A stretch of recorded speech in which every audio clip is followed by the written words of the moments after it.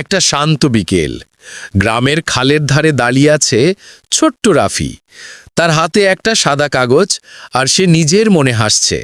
রাফি, আজ আমার নৌকাটা দূর দূর পর্যন্ত যাবে। রাফি কাগজের নৌকাটা পানিতে ছেড়ে দেয়।